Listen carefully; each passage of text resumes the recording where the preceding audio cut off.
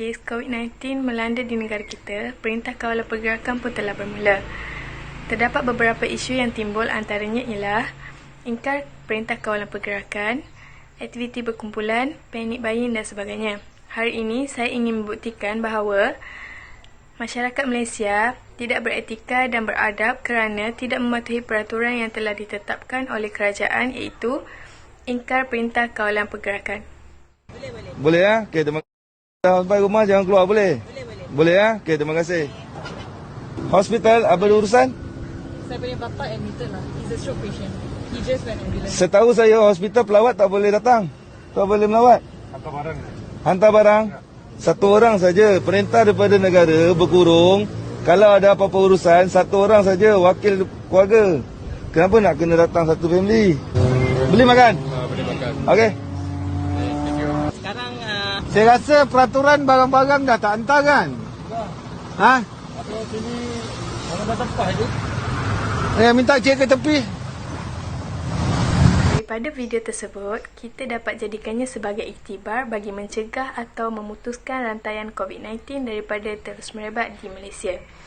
Jadi, kita semua hendaklah mematuhi Perintah Kawalan Pergerakan dengan slogan Stay Home, Stay Safe, Stay Healthy, Stop COVID-19.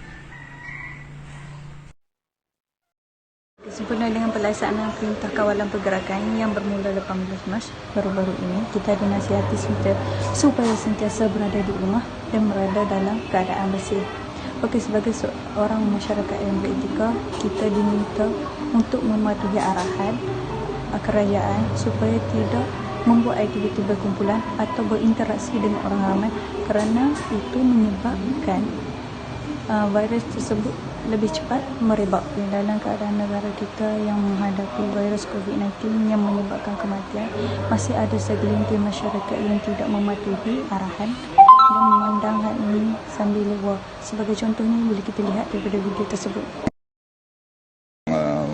Begitu mudah, tetapi sebenarnya perbuatan itu menimbulkan satu implikasi yang besar dari segi kesalahan itu sendiri, dari segi kesan kepada masyarakat dan juga pengajaran kepada mereka di luar sana supaya tidak mempermain-mainkan perintah ini dan juga menyebarkan berita-berita yang tidak bermanfaat kepada masyarakat.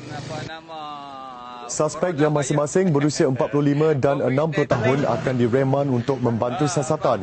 Ini merupakan penahanan pertama dibuat melibatkan tindakan ingkar perintah yang dikeluarkan selain menimbulkan kegusaran kepada orang ramai melalui muat naik paparan di media sosial. Video berdurasi 57 saat ini memaparkan seorang lelaki dilihat memperlekehkan larangan yang dikeluarkan pihak berkuasa selain mengeluarkan kata-kata kesat. Kes disiasat di bawah 4 akta termasuk Seksyen 3 Peraturan-Peraturan Pencegahan dan Pengawalan Penyakit Berjangkit. Muhammad Rozi berkata demikian ketika ditemui semasa melakukan tinjauan sekatan jalan raya di Alor-Star.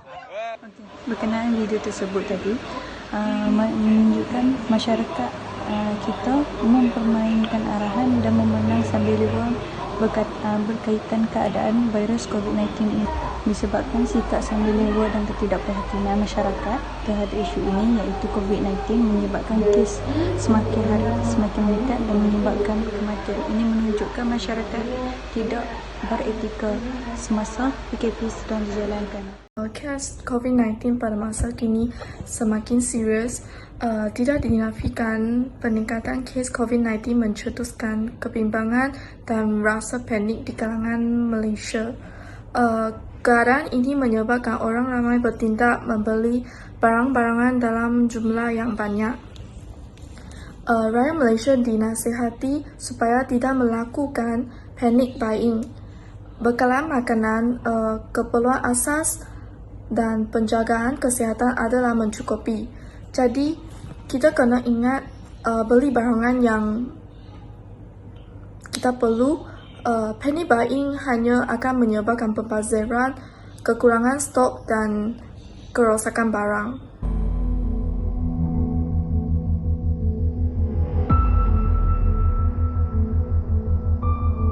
Jadi, rakyat Malaysia dinasihati untuk membeli barangan yang diperlu dan secara berperingkat. Selain itu, rakyat Malaysia perlu menjadi pengguna yang bijak dengan memberi barangan yang berhemat dan berfikir tentang orang yang lebih memerlukan. Isu penyebaran berita palsu. Isu ini akan menyebabkan masalah yang serius sekiranya rakyat telah mempercayai berita palsu. Contohnya, dalam kes COVID-19, ada yang menyebarkan berita palsu tentang tentera yang membantu untuk menguatkuasakan dalam period MCO. Mereka telah diberikan arahan untuk memukul rakyat jika rakyat tidak mematuhi peraturan MCO. Kadang-kadang, seseorang akan menyebarkan berita palsu dengan tujuan kerana mereka ingin mengelirukan rakyat dan menyebabkan kekeliruan. Yang ini adalah akibat seseorang yang menyebabkan berita palsu. Penjual santan dihadapkan ke Mahkamah Magistrate Kuala Terengganu hari ini atas tuduhan dengan niat menimbulkan ketakutan awam berhubung isu coronavirus. Tertuduh Marzuki Abdullah, 40 tahun, mengaku tidak bersalah terhadap tuduhan itu yang dibacakan di hadapan Magistrate Nurjana Abdul Aziz. Mengikut tuduhan, Marzuki didakwa membuat kenyataan yang dibuat naik di Facebook menggunakan akaun Ali Dapice di gabungan anak Terengganu Gate Original bahawa 5 orang yang baru pulang dari Wuhan, China dimasukkan ke Hospital Sultanah Nur Zahirah di Kuala Terengganu akibat dijangkiti coronavirus. Untuk itu, tertuduh didakwa mengikut Seksyen 505(b) Kanun Kesesaan dengan meruntukkan hukuman penjara tidak sampai 2 tahun atau denda atau kedua-duanya sekali.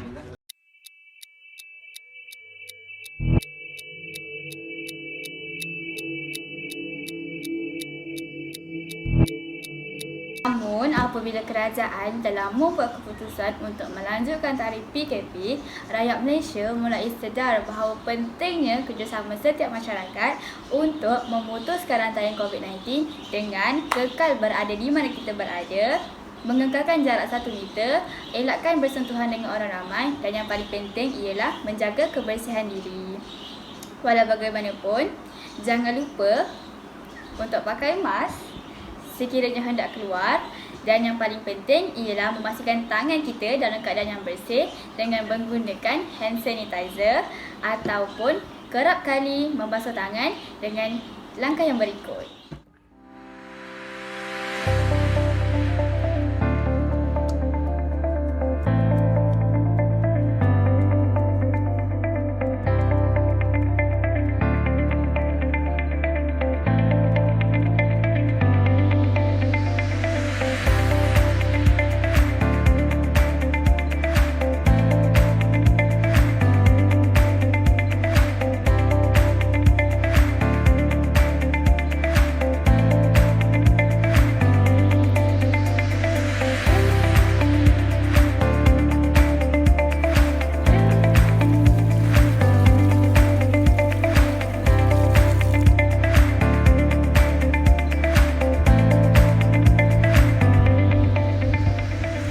Mari kita jadi masyarakat Malaysia yang beretika dengan mengikuti Perintah Kawalan Pergerakan untuk sama-sama bantu negara memutuskan rantaian COVID-19 dengan hashtag duduk rumah, hashtag kita jaga kita, hashtag stay safe, hashtag stop COVID-19.